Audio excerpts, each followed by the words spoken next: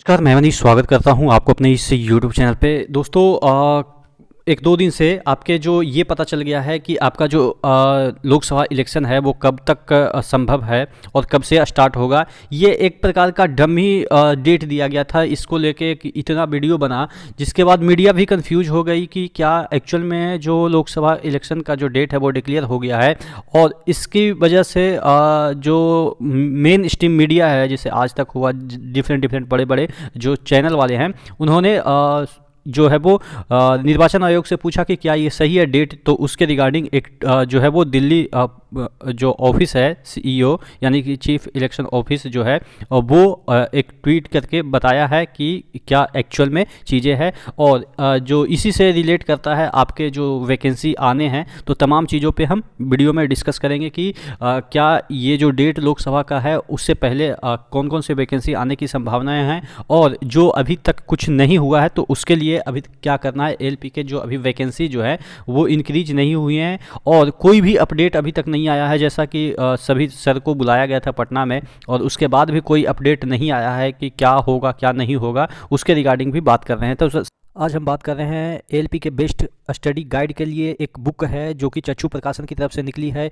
और ये आपको संपूर्ण तैयारी कराएगी। एएलपी की जो वैकेंसी निकली हुई है उसके लिए mathematics, general science, general intelligence यानी कि रीजनिंग और जनरल अवेयरनेस और करेंट अफेयर्स, ये सभी इसमें कवर किए गए हैं इस गाइड में। तो आप इस तरह से देख सकते हैं कि बुक कैसा इसका दिखता है। यहाँ पे आपके जो पैटर्न है परीक्षा के वो भी बताए गए हैं। उसके बाद विषय सूची की हम बात कर लेते हैं तो सॉल्व पेपर जो है प्रीवियस ईयर के वो इसमें इंक्लूड किए गए हैं। उसके बाद यहाँ पे रीजनिंग के जो भी चैप्टर है सभी को इंक्लूड किया गया है। सामान्य ज्ञान हो गया, उसके बाद यहाँ पे सामान्य विज्ञान यानी कि जनरल साइंस के क्वेश्चन जो कि आपके पूछे जाते हैं, एलिमेंट्री फिजिक्स के क्वेश्चन, केमिस्ट्री के, बायोलॉजी के क्वेश्चन जो कि आपके पूछे जाते हैं, सभी इसमें लिए गए हैं। और यहाँ पे मैथमेटिक्स के जितने भी चैप्टर है सभी को अच्छे तरीके से समझाया गया है। आपको प्रीवियस ईयर के जो क्वेश्चन है वो आपको दिख जाएंगे। डिटेल सोल्यूशन भी इसमें दे रखा है। गाइड के थ्रू आप अपनी जो तैयारी है उसको मजबूत बना सकते हैं। स्टडी गाइड के साथ अगर आप प्रैक्टिस सेट भी लगाना चाहते हैं तो चक्षु प्रकाशन का ही एक जो प्रैक्टिस सेट है उसको भी आप परचेज कर सकते हैं। तो नीचे डिस्क्रिप्शन बॉक्स में इसका लिंक दिया हुआ है, वहां से जाके दोनों बुक को परचेज कर सकते हैं। सबसे पहले हम यहाँ पे देख लेते हैं ये वाला जो नोटिस है वो आपने देख ही लिया होगा कि इसमें ये कह रहा था कि जो आपका मतदान दिवस है यानी कि मतदान शुरुआत जो दिवस है वो 16/4/2024 से दिया गया है। तो इसके रिगार्डिंग जो चीज़ें हैं, अब ये वाला जो डेट दिया गया था ये रिफरेंस दिया गया था कि आप मान के चलो कि 16 से मतदान हो रहा है, तो उसके अकॉर्डिंग आप अपना प्लान कैसे तैयार करोगे। जो वहाँ के ऑफिशियल जो लोग हैं उनको ऐसा निर्देश दिया गया था कि अगर 16 को एक सपोज होना तो इसी के अराउंड है, 10 दिन आगे 10 दिन पीछे हो या 5 दिन आगे पीछे हो, लेकिन अगर 16 से स्टार्ट होती है मतदान तो उससे पहले आपको 10 दिन में क्या करनी है, 5 दिन में क्या करनी है, कौन से दिन में क्या करनी है, इसका एक प्लान तैयार करने के लिए कहा गया था। और उसी को लेके सभी जगह ये फैली बात है कि 16 से मतदान हो रहा है। हालांकि टेंटेटिवली लिखा जाता है, कोई भी काम टेंटेटिवली ही लिखा जाता है। फिक्स क्या होता है ना कि फिक्स आप कर नहीं सकते, कुछ भी प्रॉब्लम हो सकती है। तो इसी वजह से यहाँ पे क्लैरिफिकेशन दिया गया है दिल्ली के सीईओ के द्वारा यानी कि चीफ इलेक्शन ऑफिस के द्वारा। यहाँ पे दिखेगा some media query are coming referring to circular by CEO Delhi office to clarify whether 16/4/2024 is tentatively poll day for Lok Sabha election 2024, यानी कि क्या 16/4/2024 से टेंटेटिवली पोल डे है आपके लोकसभा इलेक्शन के, ऐसा मीडिया क्वेरी भी आने लग रहे हैं ऑफिस को। तो it is clarified that this date was mentioned only for reference for official to plan activity as per election planner of ECI.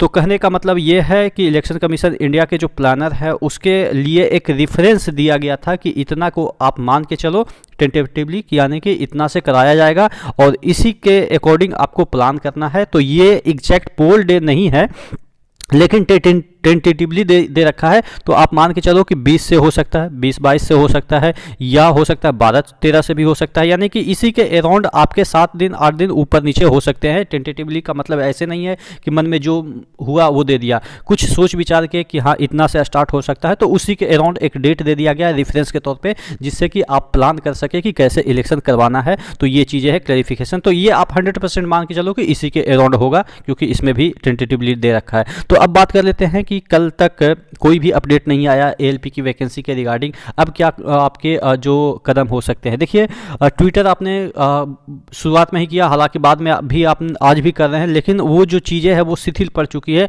और कोई इसमें सपोर्ट, देखिए क्या होता है ना कि बच्चे बढ़ जाते हैं। मैं अपना ऑब्जर्वेशन बताता हूँ कि बच्चे बढ़ जाते हैं जिनके पास इस तरह की जो टेक्निकल डिग्रियाँ नहीं हैं, आईटीआई हो या डिप्लोमा डिग्री हो, तो ये सब डिग्रियाँ नहीं है, वो इंटरेस्टेड नहीं है। उनको लग रहा है कि ग्रुप डी की वैकेंसी कब आ जाए। ग्रुप डी में भी हालांकि आईटीआई, कोई बच्चे आरपीएफ के बारे में सोच रहे हैं तो उनको उतना इंटरेस्ट नहीं है। कोई बच्चे जेई के बारे में सोच रहे हैं कि जेई की वैकेंसी में हम तो इस ट्रेड से हैं तो हमको तो एएलपी से मतलब नहीं है, तो हम क्या क्यों पार्टिसिपेट करें। तो इस तरीके से बच्चे ही, रेलवे के ही बच्चे 3-4 ग्रुप में बटे हुए, जिसकी वजह से जो चीज़ें हैं वो थोड़ा सा शिथिल हो जाती है।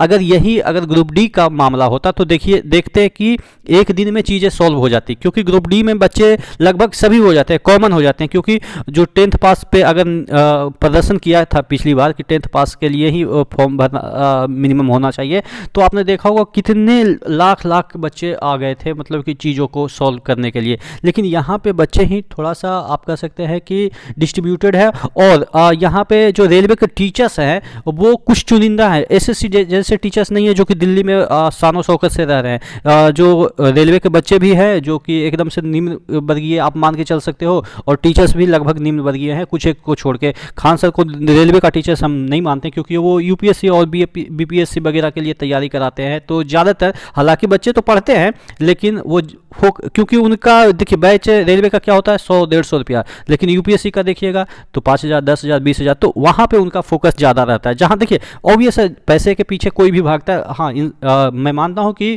खान सर ने इतनी क्वालिटी जो एजुकेशन है वो इतना कम दाम में दे रहे हैं, तो कहने का मतलब ये है कि थोड़ा सा पैसे की इंपॉर्टेंस और बच्चों का इंपॉर्टेंस दोनों इक्वल हो गया है। लेकिन बहुत सारे टीचर्स को सिर्फ पैसे का इंपॉर्टेंस होता है।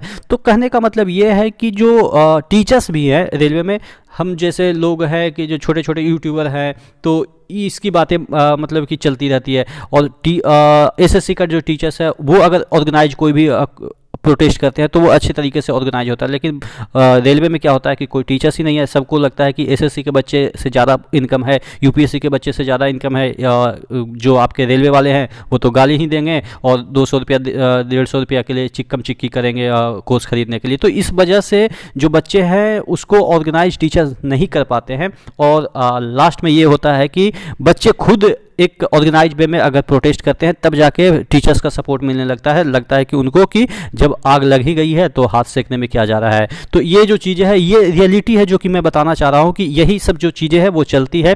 तो आपको खुद डिसीजन लेना होगा कि आपको करना क्या है, क्योंकि जिस तरीके से रेलवे के कुछ टीचर्स हैं जैसे झा सर हैं, नवीन सर हैं, तो ये सब रेलवे पे डिपेंडेंट हैं मुझे लगता है। जहाँ तक आप क्या सोचते हैं वो तो अलग बात है।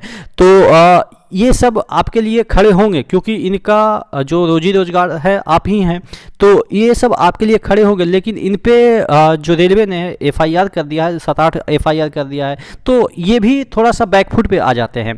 क्योंकि देखिएगा इनके पास भी उतना साधन नहीं जितना एसएससी के जो टीचर्स होते हैं उनके पास उतना करोड़ रुपया रहता है। क्योंकि देखिए रेलवे के बच्चे ऑब्वियस बहुत गरीब होते हैं, तो उनको कभी कभी फ्री में भी पढ़ाना होता है, और टीचर्स इतने निर्दयी नहीं है कि जो फ्री में नहीं पढ़ाते हैं। खान सर ने भी बहुत सारे बच्चों को फ्री में पढ़ाया, इवन झा सर ने भी पढ़ाया, नवीन सर ने भी पढ़ाया। लेकिन कुछ एक इंफ्रास्ट्रक्चर चलाने के लिए कुछ पैसे की ज़रूरत होती है, जो कि 100-50 भी देते हैं तो वो ठीक ठाक है, लेकिन भीड़ मिलती है जिससे कि काम चल जाता है।